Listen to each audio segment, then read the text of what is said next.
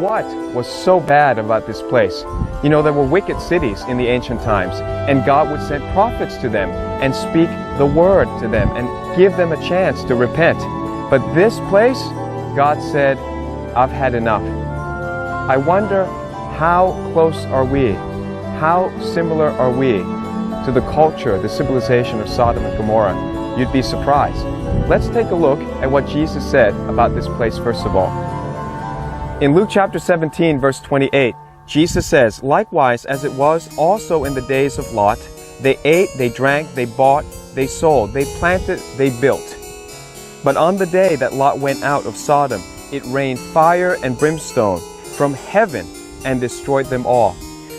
The igneous rock that we see here is normally volcanic rock. The problem is, there's no volcano over here. So these igneous rock, it seems like they came from heaven, just as the Bible said. And it destroyed them all. Even so, why are we interested in this? Even so will it be in the day when the Son of Man is revealed. In that day, he who is on the housetop and his goods are in the house, let him not come down to take them away. And likewise, the one who is in the field, let him not turn back. Remember Lot's wife. A short, strange verse. Remember Lot's wife. What does the Bible tell us about the sin of Sodom and Gomorrah? Well, we get a little bit of a glimpse. We know that one of the major sins there was sexual immorality. But was that really all the story? The Bible tells us in several places, in Joshua chapter 10, 2 Samuel chapter 1, and there's a reference in 2 Timothy chapter 3, referring to the book of Jasher. The book of Jasher, God authorizes us to go look at it as history. Again, we study history about the destruction of the temple. That's history. Everyone believes in it, but it's not in the Bible. In the same way, we can refer to the book of Jasher as history. And we find a lot that's very interesting about what happened here that was so bad. Because as it was here, so it will be in the end time. Let's take a look. The first thing that the book of Jasher said in chapter 18 and chapter 19, just like Genesis records about Sodom in chapter 18 of Genesis, chapter 19 of Genesis.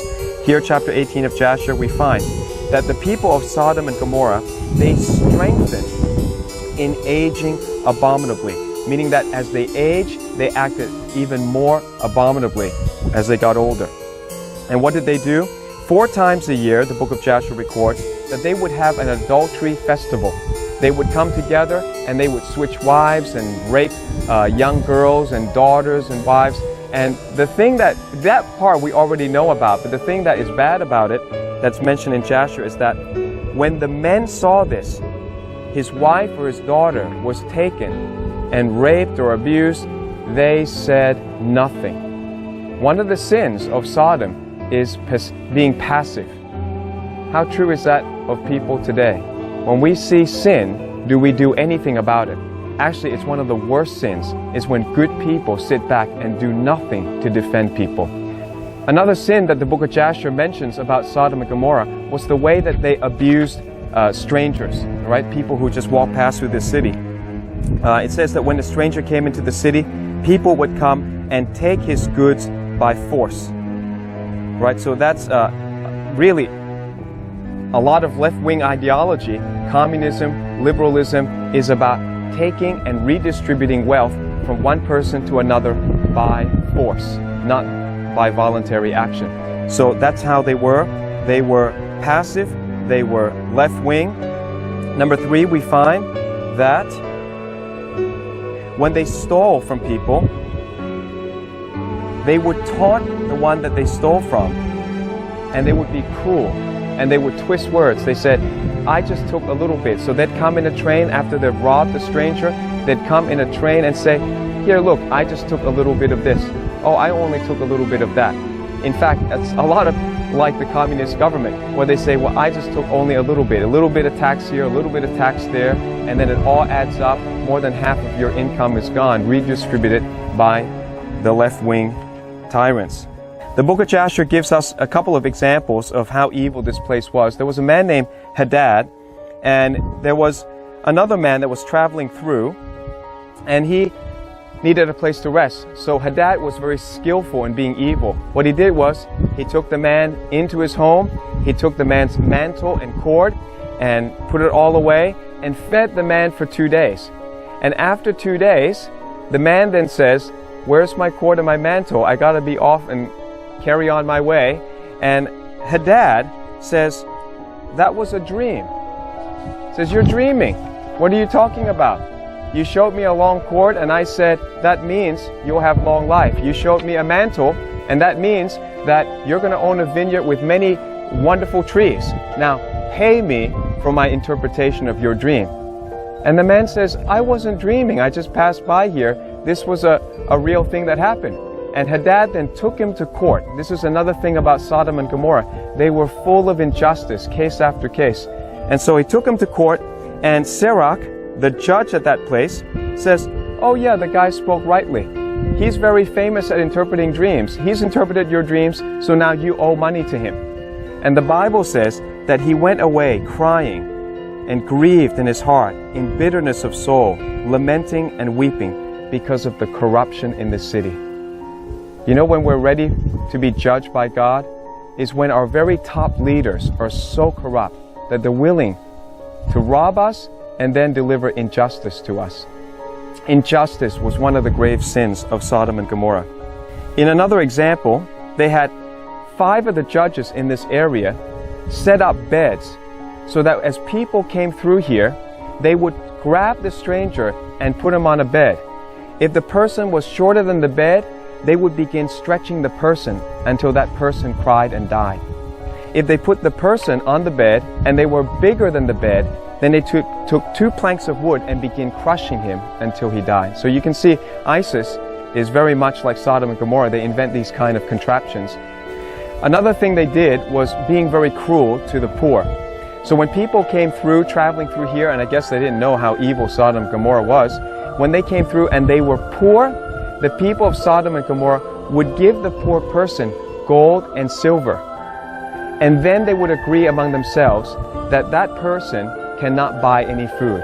And that person would wander around these cities with gold and silver in their pocket until they starved to death. And then when they died, they took the silver and gold back and they robbed the people. And the book of Jasher even says that then they begin fighting among themselves over the things that they were robbing. How wicked was this place? It was far beyond just the sexual immorality. In a pretty funny incident, Sarah sent Eliezer, which is Abraham's servant, over here.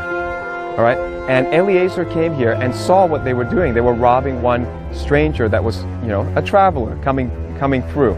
And so he tried to intervene and help this poor person that's getting robbed. And instead of, being rewarded for a good deed, one of the Sodomites took up a stone and smote Eliezer in the forehead until the blood came out copiously, it said. And the Sodomite then said, "Pay me." And Eliezer says, "What do you mean? You just hit me. Now you want me to pay you for hitting me. What does that mean?" And the guy says, "Well, I just relieved you of bad blood. You had bad blood in your forehead, so now pay me." Eliezer, of course, a smart guy. He's in charge of Abraham's goods. He says, "I'm not going to pay you for this." And so the guy takes him to court. Again, the evilness of the corrupt court system will bring judgment upon a city. And so they go over to court, and this guy named Shakra, the judge of Sodom, we got the name of this guy, he says, "Oh yeah, the Sodomite is right.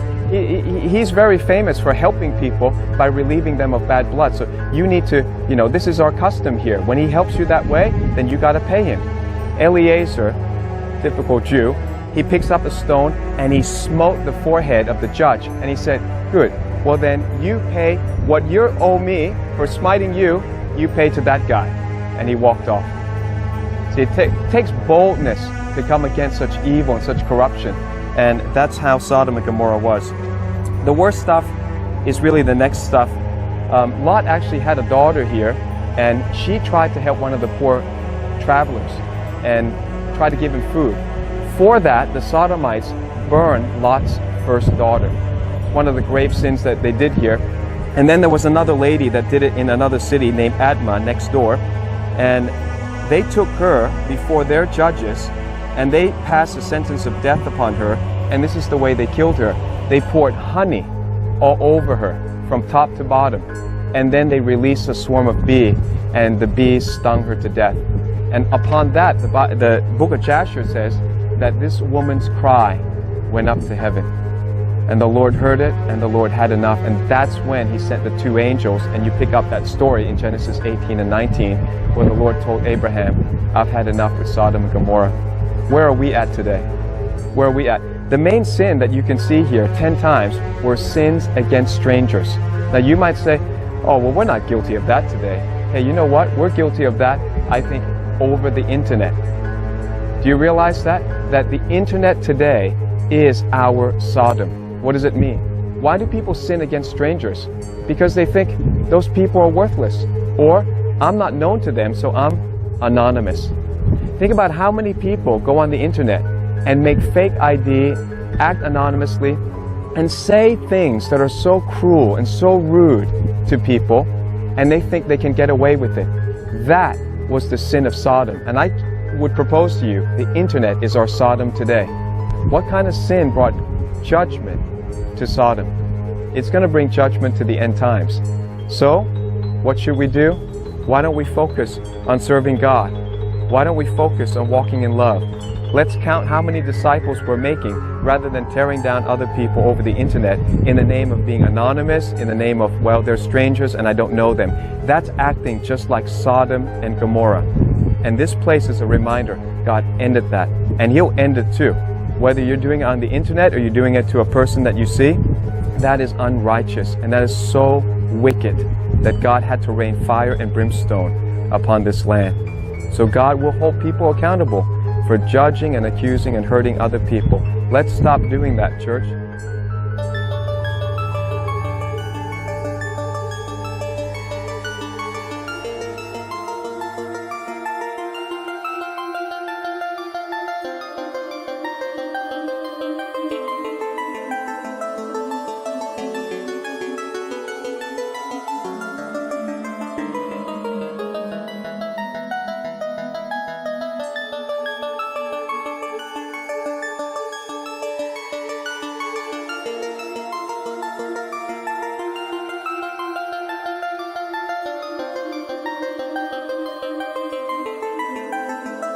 Determined that it is time to officially recognize Jerusalem as the capital of Israel. While previous presidents have made this a major campaign promise, they failed to deliver. Today, I am delivering.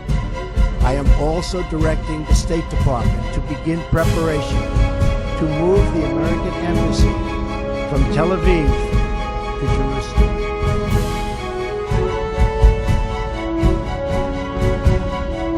O presidente turco Recep Tayyip Erdogan expressou neste domingo que espera que a Turquia abra em breve uma embaixada em Jerusalém Oriental, como a capital de um Estado palestino, denunciando novamente a decisão americana de reconhecer Jerusalém como a capital de Israel. O chefe de Estado turco é um dos maiores críticos da decisão anunciada em 6 de dezembro pelo presidente dos Estados Unidos, Donald Trump. Desde então, ele tem pedido aos países muçulmanos que reconheçam Jerusalém Oriental como a capital palestina.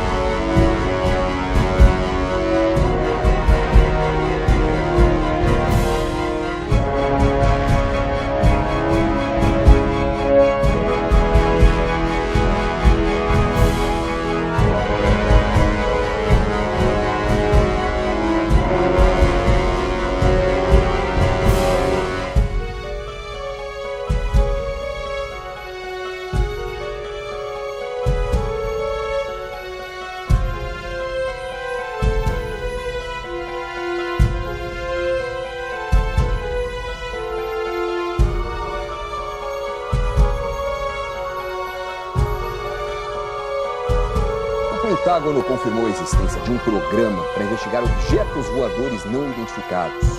Este fim de semana, pela primeira vez, foram conhecidos detalhes deste programa, que, segundo a imprensa americana, chegou a receber um investimento de 22 milhões de dólares por ano. A gente volta a Nova York para falar com o nosso correspondente Fábio Turci. Fábio, parece filme de ficção científica, mas não é não, né? Não, Sandra. O jornal New York Times descobriu o programa secreto do governo americano chamado Programa Avançado de Identificação de Ameaças Aeroespaciais.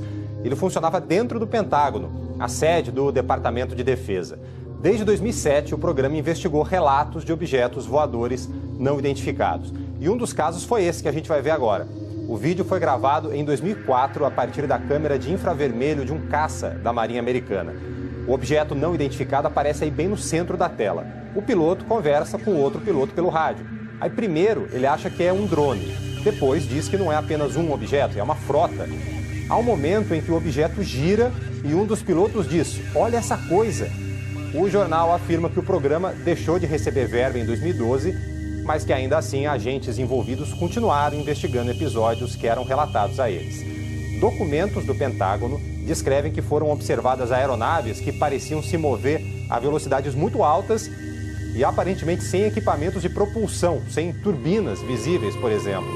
Um porta-voz do Pentágono confirmou ao New York Times que o programa secreto existiu e que em 2012 o Departamento de Defesa entendeu que havia outros programas mais importantes e aí cortou a verba para a investigação de OVNIs. Sandra, Doni. Pelo jeito não estamos sós. Obrigada, Fábio. Valeu.